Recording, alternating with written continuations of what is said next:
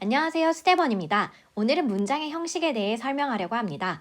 일단 문장의 형식을 왜 알아둬야 하는지 먼저 설명해 드릴게요. 지난번의 영어는 주어 다음에 있는 이가가 붙지 않고 목적어 다음에 을을이 붙지 않기 때문에 단어들의 순서에 따라 해석을 해야 한다고 했는데요. 제일 먼저 나오는 단어를 주어로 봐서 그 단어 뒤에 있는 이가를 붙이고 그 다음에 나오는 단어를 동사로 봐서 뭐뭐 하다라고 해석한다고 했습니다. 그 다음에 나오는 단어는 문장의 형식에 따라 나오지 않을 수도 있고 혹은 보어만 나오거나 혹은 목적어만 나오거나 혹은 간접 목적어와 직접 목적어가 나오거나 혹은 목적어와 목적격 보어가 나오는 등 달라질 수 있습니다. 즉 문장의 형식은 주어, 동사, 목적어, 보어를 어떻게 배치하느냐 하는 약속이라고 보시면 되고 단어의 순서에 따라 해석하는 영어의 특성상 문장의 형식을 알아두어야 문장을 정확하게 해석할 수 있습니다.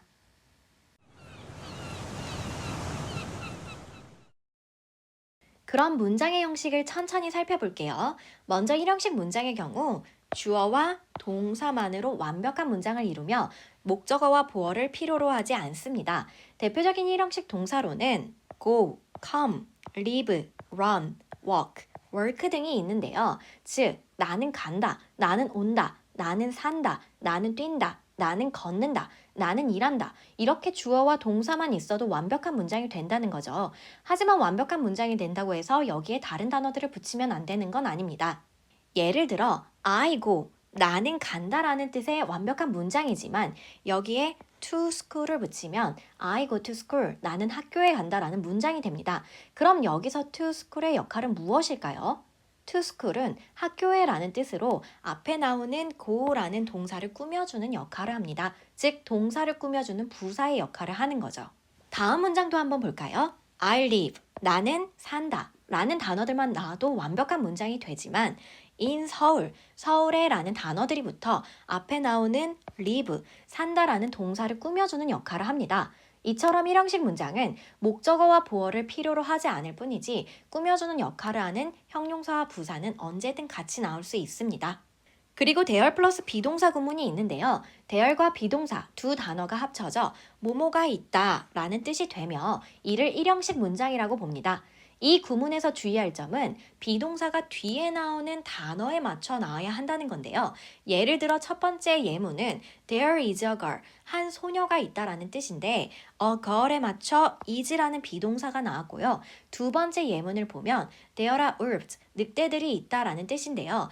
뒤에 나오는 울부즈에 맞춰 아라는 비동사가 나왔습니다. 정리해보면 1형식은 주어와 동사만으로 완벽한 문장을 이루는 형식이며 형용사나 부사가 붙어 문장 내 단어들을 꾸며주기도 합니다. 그리고 대열 플러스 비동사 구문도 1형식에 속하며 뒤에 나오는 주어에 따라 그 앞에 비동사가 바뀐다는 점 기억해주세요.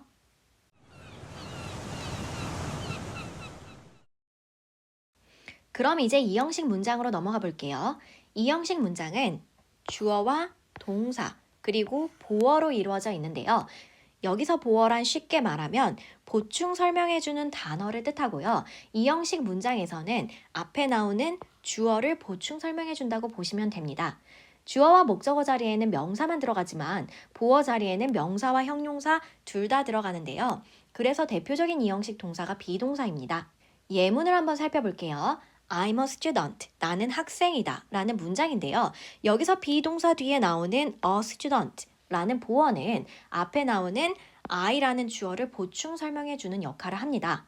그 다음 문장을 한번 볼게요. He is handsome. 그는 잘생겼다라는 문장인데요. 여기서는 비동사 뒤에 나오는 handsome, 잘생긴이라는 형용사가 앞에 나오는 주어인 he를 보충 설명해주는 역할을 합니다. 이렇듯 비동사는 보어 자리에 명사와 형용사를 둘 다 가질 수 있기 때문에 대표적인 2형식 동사가 된다고 보시면 됩니다.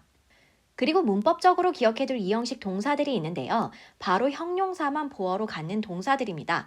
일단 keep, remain, stay를 살펴볼게요.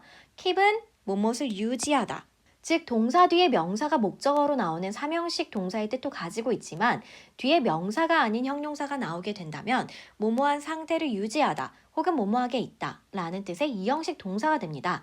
예를 들어 they keep quiet 라고 하면 keep 다음에 quiet, 조용한이라는 형용사가 나왔기 때문에 그들은 조용한 상태를 유지한다 혹은 조용하게 있다 라는 뜻이 되고요. They keep the letters 라고 하면 keep이라는 동사 다음에 the letters 라는 명사가 목적어로 나왔기 때문에 그들은 그 편지들을 가지고 있다, 보관한다 이런 뜻의 문장이 됩니다. 그런데 여기서 의문이 하나 생길 수 있습니다. They keep quiet라고 할 때 그들은 조용하게 있다라고 해석을 하는데 조용하게는 사실 부사죠. 근데 왜 여기서는 quietly, 조용하게라는 부사가 들어가는 게 아니라 quiet라는 형용사가 들어갔을까요? 답은 동사인 keep에 있습니다. quietly는 quiet, 조용한이라는 형용사에 ly를 붙여서 부사로 만들었는데요. 즉, 이 ly가 뭐뭐하게 라는 뜻을 가지고 있다라고 보시면 됩니다. 그런데 여기서 keep이라는 동사가 그냥 있다라는 뜻이 아니고 뭐뭐하게 있다라는 뜻이죠. 이미 뭐뭐하게를 포함하고 있기 때문에 굳이 같은 뜻을 가진 ly를 붙이는 게 아니라 뭐뭐 자리만 채워주려고 형용사를 넣으면 됩니다. remain이나 stay도 마찬가지입니다. remain은 주어와 remain만 나오면 뭐뭐가 남아있다 라는 뜻의 일형식 동사가 되고요. remain 다음에 형용사가 보어로 붙으면 뭐뭐한 상태로 있다, 뭐뭐하게 있다 라는 뜻의 이형식 동사가 됩니다. stay도 머무르다 라는 뜻의 일형식 동사도 되지만 뒤에 형용사가 보어로 붙으면 뭐뭐한 상태로 있다, 뭐뭐하게 있다 라는 뜻의 이형식 동사가 됩니다. 이 부분은 매우 헷갈리는 부분이기 때문에 문법 문제에도 굉장히 자주 나옵니다. keep, remain, stay와 같은 동사들은 뒤에 형용사가 보어로 온다는 점, 그리고 같은 단어라도 문장의 형식에 따라 동사의 뜻이 바뀔 수 있다는 점 꼭 기억해 주세요. 그리고 마지막으로 감각동사를 한번 살펴볼게요. 이름에서 유추할 수 있듯이 감각과 관련된 뜻을 가진 동사를 감각동사라고 하는데요. 대표적인 감각동사로는 look, sound, smell, taste, feel 등이 있는데요. 이들 뒤에 형용사가 보어로 붙으면 뭐뭐하게 보이다, 뭐뭐하게 들리다, 뭐뭐하게 냄새가 나다, 뭐뭐하게 맛이 나다, 뭐뭐하게 느껴지다 라고 해석하시면 됩니다. 이 감각동사도 마찬가지로 문법 문제로 굉장히 자주 나오는데요. It looks nice 라는 문장을 보시면 그건 멋지게 보인다 라고 해석되는데요. 즉 해석상으로는 멋지게 라는 단어가 들어가는데 멋지게는 사실 부사잖아요. 그러니까 nicely 라는 부사가 들어가야 하는데 왜 nice라는 형용사가 들어갔을까요? 감이 오시나요? 여기서도 look이라는 동사가 그냥 보이다 라는 뜻이 아닌 뭐뭐하게 보이다, 즉 이미 하게라는 뜻이 들어갔기 때문에 nice라는 형용사에 ly를 붙일 필요 없이 그냥 nice만 들어가도 된다는 거죠. 따라서 감각동사 다음에도 부사가 아닌 형용사가 보어로 온다는 점 기억해 주세요.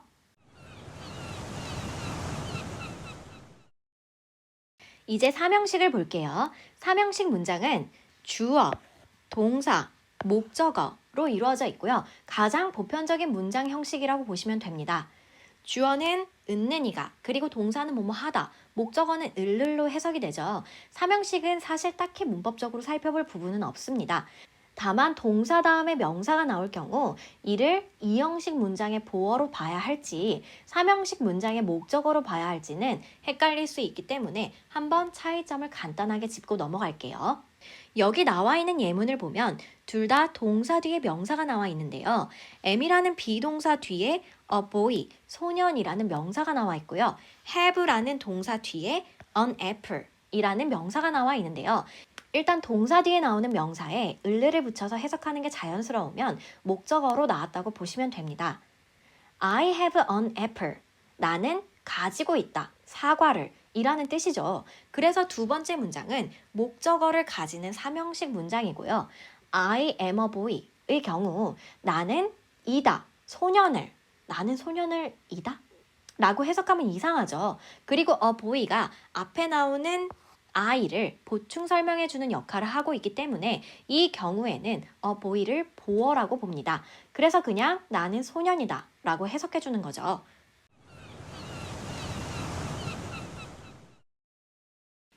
그 다음 사형식 문장으로 넘어가 볼게요. 사형식 문장은 주어, 동사, 간접 목적어, 직접 목적어 순으로 문장이 진행되는데요. 간접 목적어는 뭐뭐에게라고 해석을 하고 직접 목적어는 을을이라고 해석하시면 됩니다. 그러니 누가 뭐뭐 한다, 누구에게 뭐뭐를 이렇게 문장이 해석된다고 보시면 됩니다. 예문을 살펴볼게요. I gave her a book. 해석해보면 나는 주었다 그녀에게 책 한 권을 이라는 뜻이 되는데요. 만약 단어의 순서가 바뀌면 어떻게 될까요? I gave a book her 라는 문장이 되게 되면 나는 주었다 책 한 권에게 그녀를 이라는 뜻의 문장이 됩니다. 말이 좀 이상하죠? 이처럼 영어는 순서에 따라 해석되는 언어이기 때문에 순서를 꼭 지켜주셔야 합니다. 하지만 우리가 어떤 상황을 표현할 때 한 가지 방법으로만 표현하진 않잖아요. 다양한 방식들이 있는데요. 사형식 문장도 간접 목적어와 직접 목적어의 순서만 고집하는 게 아니라 이 순서를 바꿀 수도 있긴 합니다.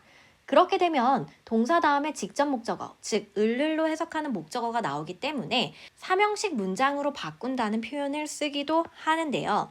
이렇게 삼형식 문장으로 바꿀 경우 간접 목적어와 직접 목적어의 순서가 바뀌었다는 걸 알려주기 위해 직접 목적어와 간접 목적어 사이에 전치사 to, for, of 셋 중에 하나를 넣어서 표현해 줍니다.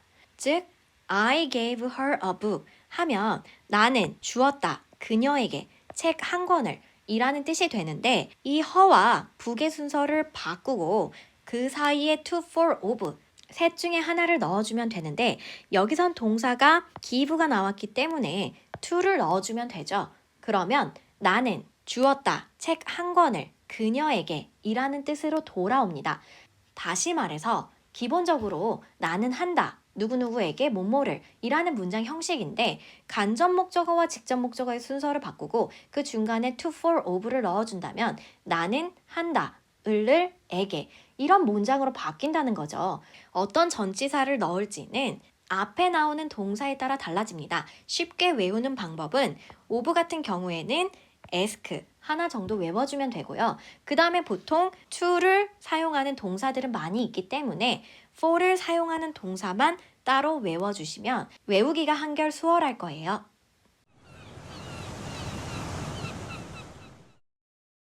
그럼 마지막으로 오형식 문장으로 가볼게요.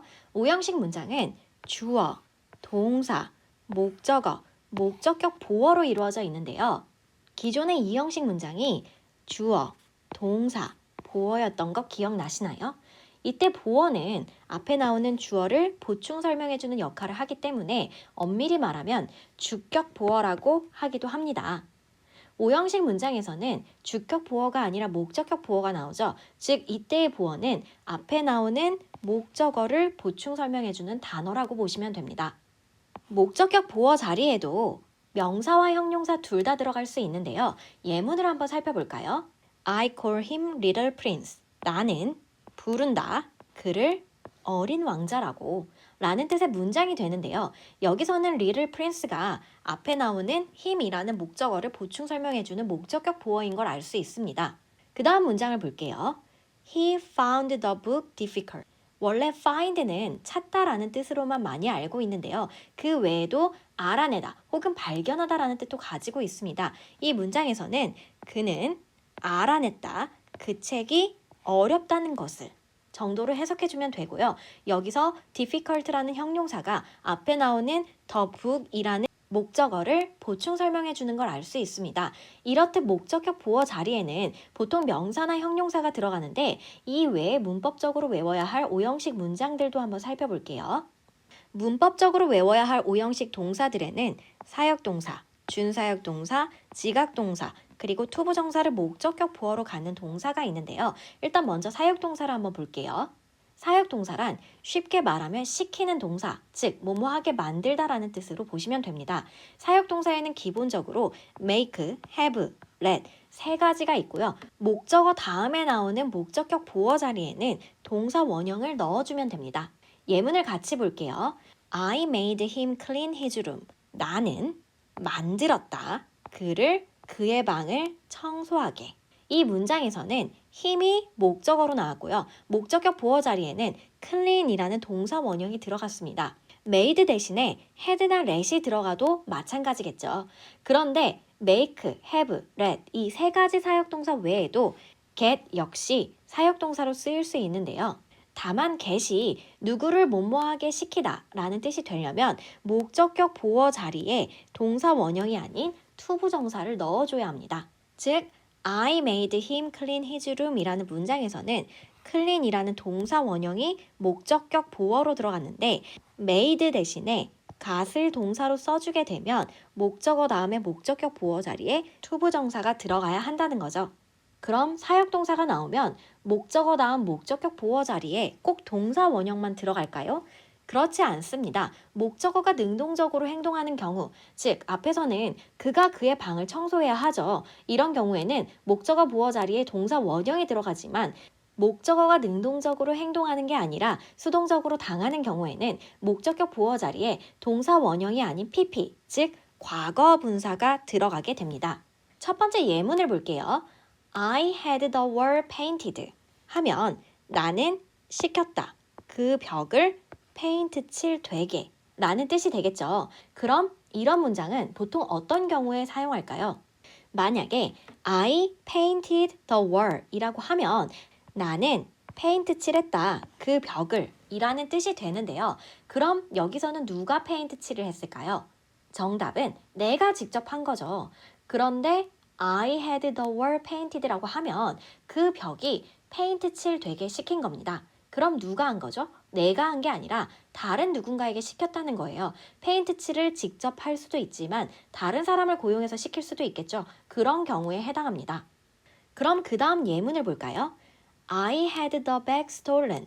나는 시켰다. 그 가방을 훔쳐지게. 이런 뜻일까요? 내가 누군가를 시켜 그 가방을 훔친 게 아니라 여기서 나는 그 가방을 훔침 당했다라는 뜻입니다. 즉, 누군가가 그 가방을 훔쳐갔다는 얘기인 거죠. 그래서 사역동사 다음에 목적어 다음에 목적격 보어로 PP가 오는 경우에는 목적어가 뭐뭐 되게 만들었다 라는 뜻과 목적어가 뭐뭐 되는 걸 당했다라는 뜻, 이 두 가지 뜻으로 해석 가능하다고 보시면 됩니다. 그 다음 준사역동사 help를 볼게요. help의 경우 목적어 뒤 목적격 보어 자리에 원래 투부정사가 들어가는데요. 이때 투부정사의 to는 생략이 가능합니다. 그럼 예문을 한번 볼게요. She helped him to study hard 하면 그녀는 도와주었다. 그를 열심히 공부하도록. 여기서는 힘이라는 목적어 뒤에 to study가 목적격 보어로 붙은 걸 볼 수 있는데요. to는 생략 가능하기 때문에 이 문장은 She helped him study hard로도 바꿀 수 있습니다. 그 다음에는 지각동사를 볼게요. 이 형식 문장을 설명할 때 나왔던 감각동사 기억하시나요? look, sound, smell 등등 감각동사 뒤에 형용사가 보어로 올 경우 뭐뭐하게 보이다, 뭐뭐하게 들리다, 뭐뭐하게 냄새가 난다 라고 해석해 준다고 했는데요. 지각동사는 목적어 다음에 목적격 보어로 동사 원형이나 현재 분사 그리고 과거 분사를 가질 수 있습니다. 여기서 감각동사와 지각동사의 차이를 잠깐 짚고 넘어가자면 감각동사는 느낌을 나타내는 수동적인 동사라고 보시면 됩니다. 누군가가 예쁘게 보인다거나 어떤 음식에서 맛있는 냄새가 난다거나 하는 것들은 직관적인 느낌이죠. 내가 나의 의지를 가지고 저 사람은 예뻐 보여. 저 음식에서 맛있는 냄새가 나. 라고 생각하는 게 아니죠. 그에 반해서 지각동사는 주어가 눈으로 보고 귀로 듣고 하는 행동들을 나타내는 능동적인 동사라고 보시면 됩니다. 예문을 한번 살펴볼게요. I saw her cross 또는 crossing the street 하면 나는 보았다. 그녀가 그 길을 건너는 것을 이라는 문장이 되는데요. 그녀가 그 길을 건너는 건 능동적인 표현이기 때문에 목적격 보어 자리에 cross 또는 crossing이 들어갈 수 있습니다.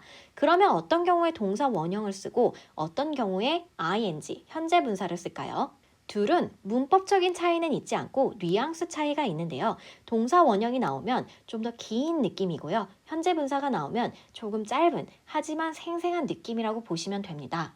예를 들어 내가 차를 운전하다 멈췄는데 앞에 있는 횡단보도 신호가 바뀌면서 그녀가 길을 건너는 모습이 보인다. 근데 처음부터 끝까지 봤다. 라고 하면 동사 원형을 써주면 되고요. 내가 차를 운전하면서 가고 있는데 오른쪽에 있던 횡단보도를 그녀가 건너는 모습을 살짝 봤다. 라고 하면 현재 분사를 써주시면 됩니다. 어떤 느낌인지 대략 감이 오시나요? 하지만 동사 원형과 현재 분사를 쓸 때는 뉘앙스 차이만 있을 뿐이지 문법적으로는 둘 다 맞는 표현이기 때문에 문법 문제에서는 어떤 걸 선택하셔도 상관없을 것 같아요. 그리고 두 번째 예문을 한번 볼게요. I saw the window broken. 나는 보았다. 그 창문이 깨어진 것을. 이라는 문장인데요. 창문은 스스로를 깰 수 있는 게 아니라 누군가에 의해서 깨어지는 거겠죠. 그래서 이 문장에서는 목적격 보어로 과거 분사가 나왔습니다. 이처럼 목적격 보어의 형태는 목적어가 능동적으로 행동을 하느냐, 수동적으로 당하느냐에 따라 달라진다고 보시면 됩니다. 능동적으로 행동하면 동사 원형이나 현재 분사가 오고 수동적으로 당하는 것이면 과거 분사가 목적격 보어로 옵니다. 마지막으로 투부정사를 목적격 보어로 갖는 동사들을 한번 살펴볼게요. get, ask, tell, want, wish, expect, allow, advise, want 등이 있는데요. 예문을 보면 I asked him to bring the bag 이라는 문장이 나왔죠. 해석을 해보면 나는 요구했다. 그에게 그 가방을 가져오라고 라는 뜻이 됩니다. 목적어는 힘이고요. 뒤에 나오는 to bring이 목적격 보어로 나온 거죠. 그 다음 예문을 한번 볼게요. They expected her to come early 라는 문장이 나왔는데요. 그들은 예상했다. 그녀가 일찍 올 거라고 라는 뜻의 문장이 되는데요. 여기서는 her라는 목적어 다음에 to come이라는 투부정사가 목적격 보어로 나왔습니다. 이처럼 목적어 뒤에 목적격 보어 자리에 투부정사가 오는 동사들이 꽤 있는데요. 이 단어들은 문법 문제에 많이 나오기 때문에 꼭 외워주셔야 합니다.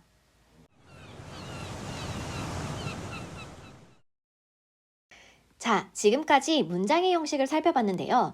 영어는 문장의 순서대로 해석하는 언어이기 때문에 단어의 순서들을 정해놓은 문장의 형식이 있으며 이는 5가지가 있다라고 했습니다. 1형식 문장은 주어와 동사만으로도 완벽한 문장을 이루며 부사를 붙여 문장을 꾸며주기도 한다고 했고요. there 플러스 비동사 구문이 있는데 이 역시 1형식 문장에 속한다고 했습니다. 그리고 2형식 문장은 주어와 동사, 그리고 주어를 보충 설명해주는 보어 이렇게 이루어져 있고요. 보어 자리에는 명사와 형용사 둘 다 들어갈 수 있기 때문에 대표적인 2형식 동사로 비동사가 있다고 했습니다. 그리고 그 외에도 형용사를 보어로 갖는 동사들이 있기 때문에 이는 따로 외워줘야 된다고 했습니다. 3형식 문장은 주어, 동사, 목적어로 이루어져 있으며 이는 흔히 우리가 알고 있는 누가 뭐뭐 한다, 뭐뭐 을을 이라는 문장이기 때문에 따로 문법적으로 외워줄 부분은 없었고요. 그 다음 4형식 문장은 주어, 동사, 간접 목적어, 그리고 직접 목적어 순으로 이루어져 있으며 이때 간접 목적어는 누구누구에게, 직접 목적어는 뭐뭐 을을 이라고 해석한다고 했습니다. 그리고 간접 목적어와 직접 목적어의 순서를 바꿀 수도 있는데요. 영어는 문장의 순서대로 해석하는 언어이기 때문에 순서가 바뀐 직접 목적어와 간접 목적어 사이에 전치사 to, for, of 셋 중에 하나를 넣어 순서가 바뀌었음을 꼭 표시해 줘야 한다고 했습니다. 그리고 마지막으로 5형식은 주어, 동사, 목적어, 그리고 목적어를 보충 설명해주는 목적격 보어로 이루어져 있으며 문법적으로 외워야 할 5형식 동사들에는 사역 동사인 make, have, let, 그리고 준사역 동사인 help, 그리고 지각 동사인 see, hear, feel, 그리고 마지막으로 투부정사를 목적격 보어로 갖는 동사들이 있다고 했습니다. 영어 문장은 이 5가지 형식을 벗어나지 않고요. 이에 맞춰서 해석해 주시면 됩니다. 감사합니다. 오늘은 여기까지 할게요.